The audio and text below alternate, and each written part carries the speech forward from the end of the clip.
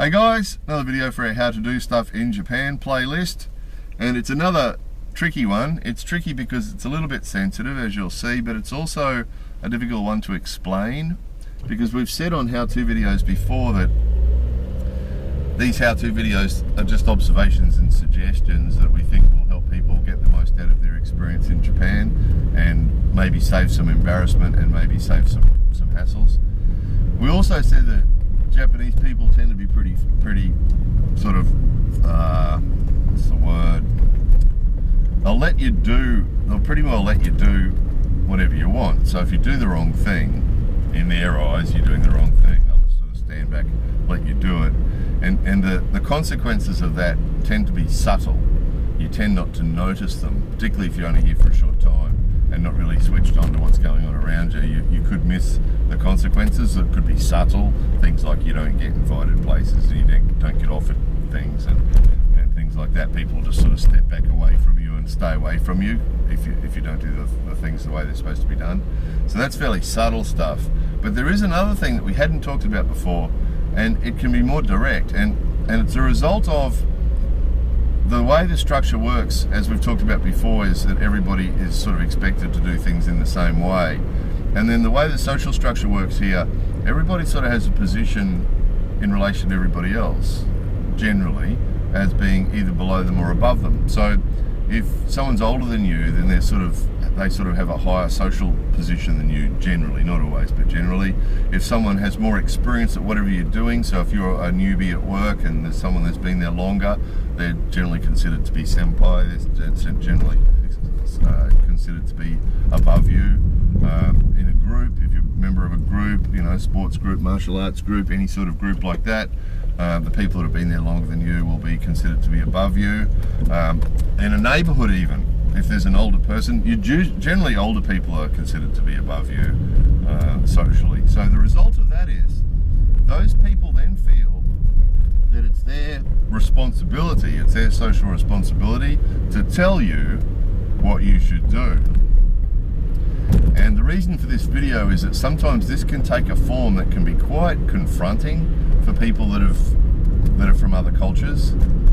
So sometimes it can seem quite strong and quite surprising, because usually, Japanese people have an incredible reputation for being incredibly polite, don't they? And anybody who's ever experienced Japanese people know that Japanese people are incredibly polite people. So we don't expect it from Japanese people. So now and again, if you are here in Japan and someone suddenly says to you, "No, don't do that," usually in Japanese, "Dame, dame, dame, dame," it can really take you back, and it can be quite strong. So I'll try and give you some examples of this. For example, you might be a member of a club or a group or something like that, and you might turn up every time. You're not supposed to be late, so every week at 7 o'clock you meet on the same day at 7 o'clock, and you're always early because you're never supposed to be late, so you're always there early, 10 minutes to 7. And then one day you turn up at 4 minutes past 7 and walk in the door, and the first 3 people that you encounter, the first words out of their mouth is 4 past 7, 4 past 7, 4 past 7.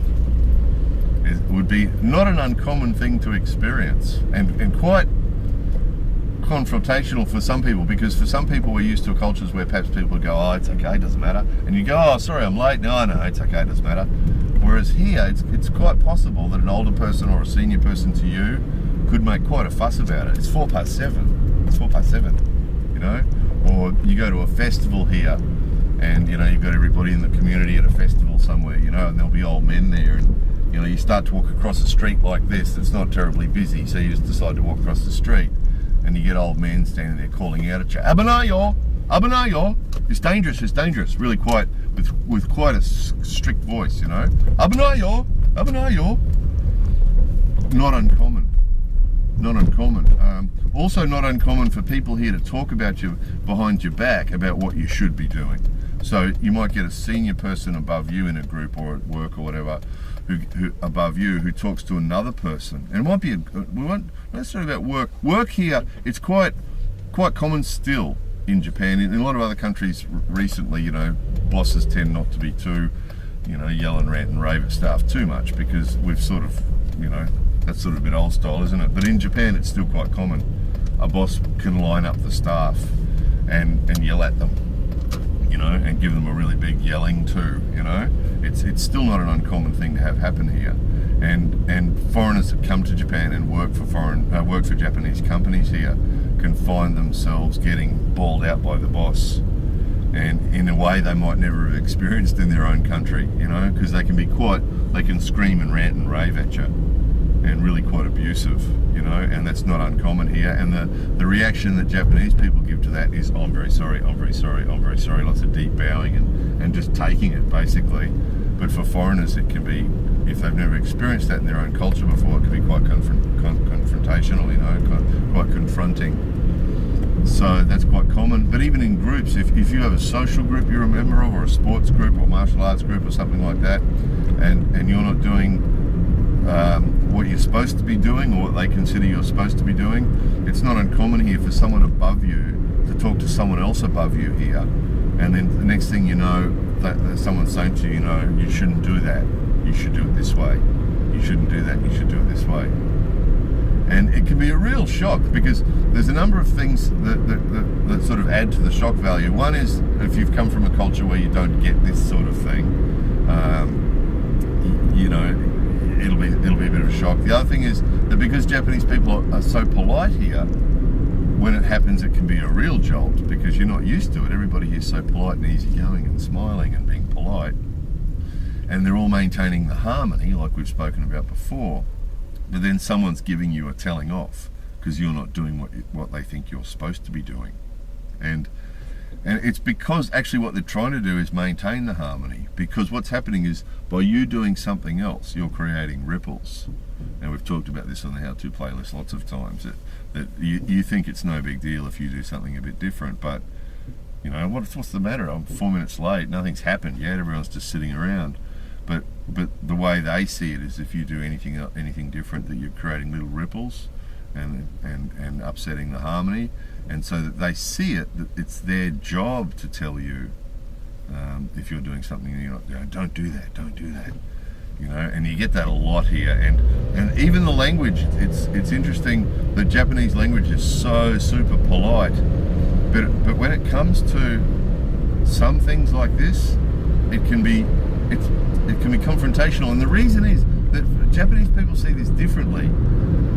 The way that the society is here, and the way it is for Japanese people growing up here, from when they are children, this is the way things work. That the people above you tell you what to do, and they tell you what's right and what's wrong, and what you should do and what you shouldn't do, and that's just the natural order of things. So for them, it's not so confrontational, and it's also a bit about ego too. I think the Japanese people tend to see things as being for the harmony of the group, whereas a lot of other cultures tend to see things about my right to do what I want to do, and they don't sort of think like that. They don't have that my right to do what I want to do thing. They see it as the group thing. So when someone tells them, dame yo, abunai yo, dame yo, or some other, they're saying no good, that's no good, dame, up come the hands. Particularly older people will do it. If you say dame yo, and they're saying it's no good, or the old guy will be saying abunai. You're walking across some quiet little street somewhere, and some old guy with an armband or a jacket or something's abunai yo, and to Japanese people, it doesn't. Most Japanese people wouldn't feel bad about that. They do, sumimasen, gomen nasai, and they just go, oh, sorry, and they'd see it as the natural order of things, that these people above them are guiding them to what they should and shouldn't do, and they just apologise profusely and just do whatever it is that the person's saying. But of course, to some of us that come from different cultures, you get somebody you don't know, and quite often that's the case. It's someone you don't know, just some random stranger, is telling you what you should or shouldn't do, and it's really common. It's really, really common, and it can be really difficult. It can be really, really difficult, and there's a million examples coming to mind. The being late one, the slippers one, and quite often too, it'll be things that to us don't sort of seem to matter, You know, and quite often with these how-to videos, we get comments from people underneath going, well, that doesn't matter, what's the point of that? You know, I wouldn't do it that way. And again, you don't have to, but, you know, and quite often there won't be an obvious consequence, but this is one of the things that could happen. So what you have to watch, and the reason for this video is, this can really get you. And as with a lot of these things, if you're sitting there in the comfort of your own house, watching this on the internet, sitting back comfortably in your chair watching this, you'll be thinking, yeah, I can deal with that, that's not too tricky. And that's like a lot of the stuff on the how-to playlist. Yeah, it's no big deal, that's no big deal. The problem is when stuff like this arises is often when you least expect it, or don't expect it at all, and you already have other stresses and strains. Now, for the example, the being late one, you know, if you're late for something, usually you've had some stress up to that point, right? And you're hurrying, oh geez, I want to be late. And you walk in, oh, I'm only 4 minutes late, that's not too bad. And you walk in and you're already stressed out, and then the first 3 people you encounter, the first thing they say to you is, hey, 4 minutes, 4 minutes, 4 minutes. And that's quite often the case here, is these difficult things, if they arise when you've just finished eating and you're all relaxed and happy and your stress level's really low and your patience level's really high, and these things arise, it's really easy to have a really controlled, reasonable reaction to it. But the problem is, if you're tired and hungry and stressed and you're having a busy time of it and you're struggling and everything's in Japanese and you've been struggling with that too, and it's all really, and then suddenly someone hits you with something like this, you know, dame, put those slippers on, put the slippers on, hurry up, put the slippers on, no socks, you can't just wear socks, put the slippers on. When it starts hassling you about something, I mean, there's lots of other examples, which I'm going to think of them off the top of my head, but there's lots of stuff like this where they'll just absolutely insist. You know, it's time for you stay in a ryokan, the owner of the ryokan will come along at 7 o'clock at an old Japanese inn. You're staying in an old Japanese inn, and the owner will come along at 8 o'clock at night and say, it's time for your bath. It's time for your bath. Hurry up, time for your bath. And then, you're in the bath for a while, then you'll come in and say, time to finish your bath, next person's coming. So, the reason for this video is it's another heads up video. It's a heads up video so that if you're in Japan and this happens, it's really best to contain your reaction. Your reaction has to be, oh, I'm very sorry. Sumimasen, gomenasai, sumimasen, gomenasai. And you've got to be really humble. And if you come from a culture where this is likely to inflame, usually it's an ego-based thing, but not always. But if you tend to be inflamed by this sort of thing, it's the worst possible reaction you could have, because they won't understand that. If you go, hey, what's the problem? I'm only 4 minutes late, what's your problem? Nothing's even happening yet. It isn't the reaction that you really should have, and it'll just create problems for you. Do it if you want to, but it'll just inflame the situation, and all the other people will be thinking that you getting a lecture for being 4 minutes late is perfectly normal. But if you react badly to that lecture, then they will all look at you and go, ooh, geez, he's not very good, is he? That's what you'd expect from a foreigner. And you lose a whole heap of points straight away for that. So that's why, as hard as it can be, particularly depending on the timing, as hard as it can be, the best thing you can do is go, I'm very sorry, I'm very sorry, I'm very sorry. Sumimasen, gomenasai, sumimasen, gomenasai. And that's it. And it's nothing else. No explanation, nothing. Just sumimasen, gomenasai, and that's it. And then do whatever it is. Put the silly little slippers on your feet and shuffle across the room, or do whatever it is that they're wanting you to do. Is the best thing to do. Just go with it. Yeah, sumimasen, gomenasai, and just do it. It's the best possible thing, because if you do react to it as you might want to, it will only inflame the situation, and it will go from being a small thing that wasn't a big problem to it could end up being a really big hassle.